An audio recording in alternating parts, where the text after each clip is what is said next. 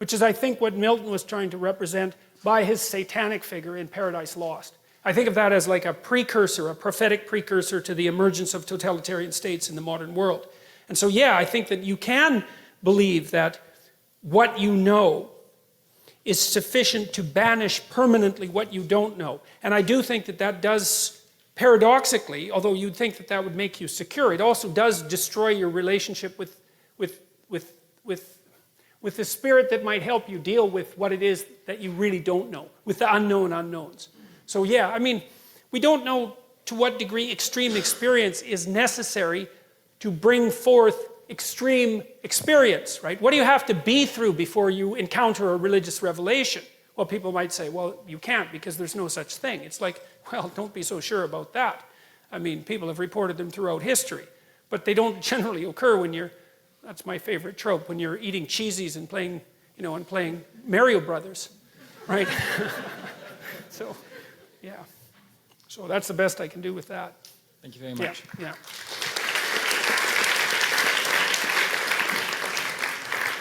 This has to be the last question. All right, I'll make it quick. Yeah. Earlier when you talked about criminality and creativity trends in men peaking at 14, it reminded me of something you said. I think it was Joe Rogan talking about SJWs and kind of in how they create their own chaos, talking about how adolescents have this drive to change the world.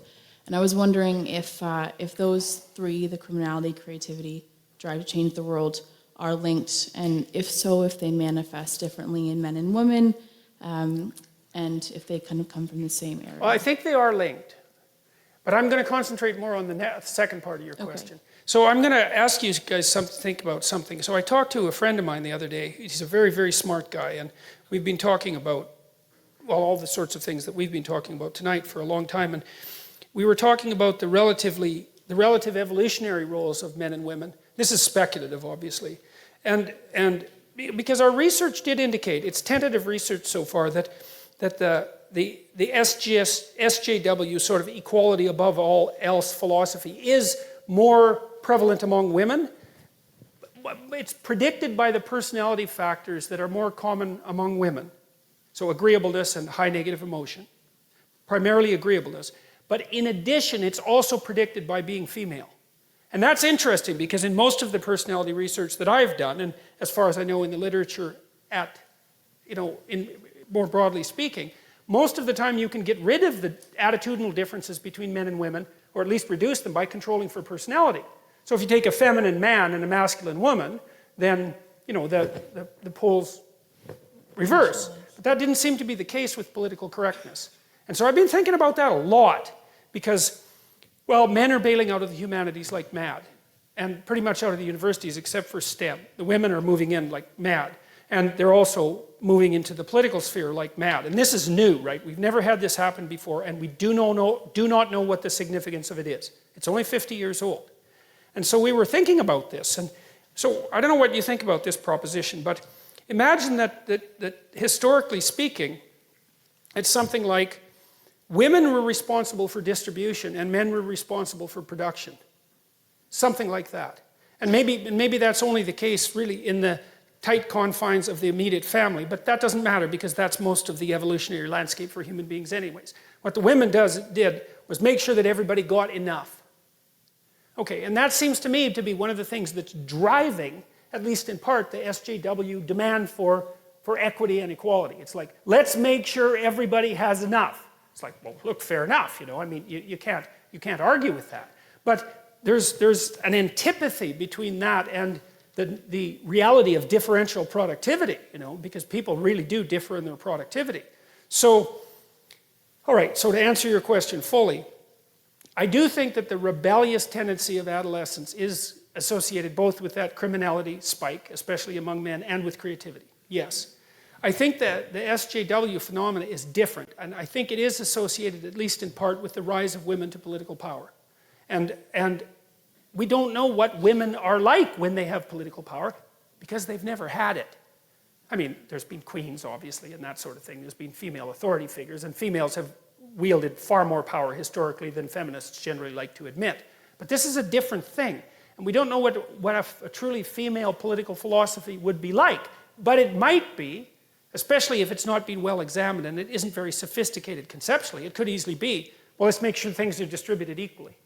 Well, yeah, but sorry, that's just not going to fly. Do you think in terms of the West with the SJWs, and you talked about last lecture as well, creating chaos when there is none, otherwise it'd be static, do you think there would be any validity in saying that in a country like Canada where we're pretty gender equal, is there any merit to thinking SJWs are trying to create chaos even when there arguably is none on a mass level? Obviously there's still problems. Why would they do that?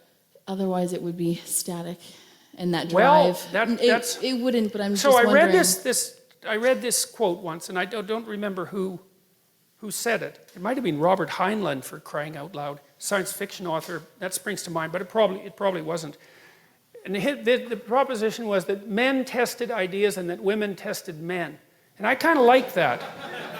There's something about that, you know. And now, obviously, it's an overgeneralization, but we also don't know to what degree women test men sheerly through provocation. It's a lot, because like if you want to test someone, you don't have a like little conversation with them. Like you poke the hell out of them and you say, okay, like I'm gonna like go after you and see where your weak spots are.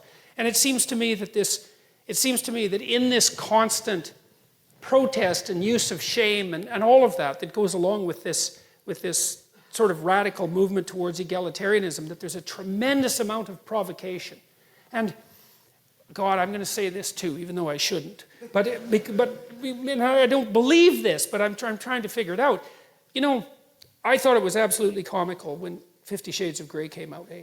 I just thought that was just so insanely comical that at the same time, there's this massive political demand for like radical equality and say with regards to sexual behavior, and the fastest selling novel the world had ever seen was S&M Domination, right? It's like, oh well, we know where the unconscious is going with that one, don't we?